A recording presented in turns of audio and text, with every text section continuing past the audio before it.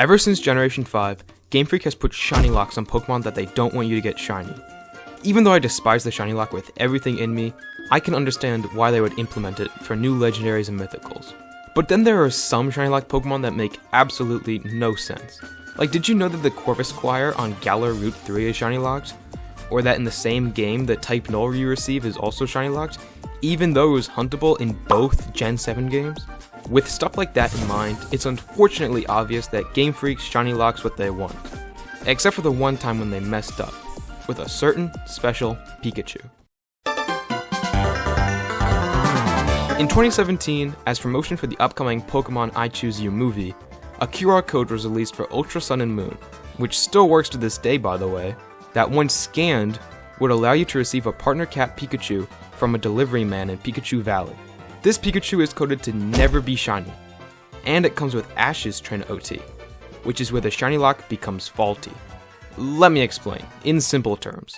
Shiny Pokemon are generated by having parts of its personality value line up with you, the trainer's shiny value, which is determined by your trainer ID and secret ID.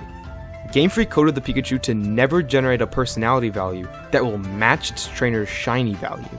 However, its trainer is Ash, who has a completely different random trainer ID and secret ID. That means that the Pikachu is coded to never be shiny for Ash, which means the Pikachu can be shiny for you.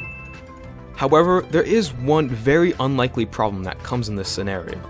If you get unlucky enough to have your save file generate with Ash's trainer ID and secret ID, a 1 in 4096 chance, the game will treat you like Ash and thus shiny lock the Pikachu, leaving it unobtainable just for you.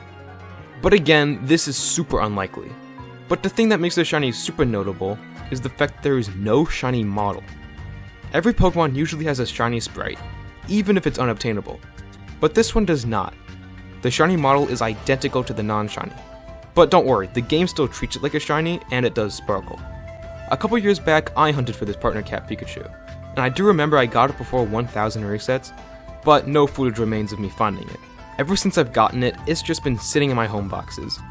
It can even be transferred to Sword and Shield and Scarlet and Violet, but these games still have the quirk of where there's no shiny model.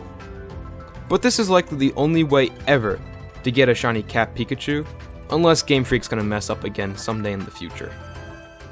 The fact that we're even able to hunt this makes me 100% recommend it to any shiny hunter out there, as it really is a one-of-a-kind shiny hunt in the history of shiny Pokemon.